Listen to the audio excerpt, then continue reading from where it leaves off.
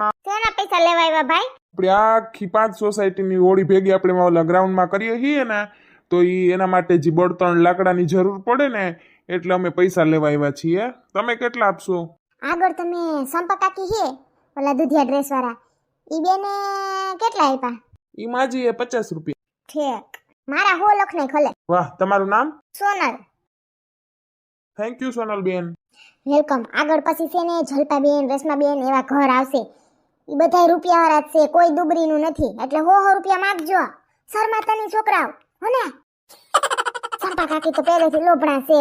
Gown ના લે, વરણના એક ગાઉન લે, તમને શું પૈસા દે? હારું છોકરાઓ, જાઓ તમે તમારે. જય શ્રી કૃષ્ણ સોનલબેન. જય શ્રી કૃષ્ણ. ઈ બાજુ કઈ નહીં, દૂધ લેવા જતી હતી. ઠેક, ઈવાને સારું શીખવાડી દીધું છે તમે. હા, તમારી ઈવા તો હોશિયાર છે. અમુક પડદા તો હાવ ઠોઠડીની હોય ને એની વાહ માથાકૂટ કરીને આપણે ગાંડીના થઈ જાય, પણ એને ન ઉતરે મગજમાં. એવું છે અટાણે તો. અમુક હોશિયાર હોય ને અમુક ઠોઠ હોય, પાસે આંગળે થોડા હરખા હોય. કા હા, ઈ વાત સાચી તમારી. આ કોણ છે આ બે છોકરા ઘરે ઘરે જાય છે? ઈ ઓલા છે, આપણે કેમ ગામડે રહેતા હોય તો ઓલા સાણા બર્તન લેવા આવે, અહીં જે હોળી હાટું પ્રગટાવા હાટું ના ભેગા કરતા હોય સાણા ને બર્તન ને.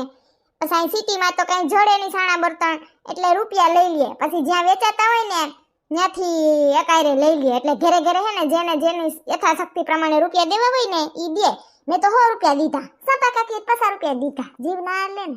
સાચી વાત છે. સારું ચાલો, આતી ભલે આવજો કોક દીક બેહવા. દર વખતે ડેલી જ નીકળી જાવ છો.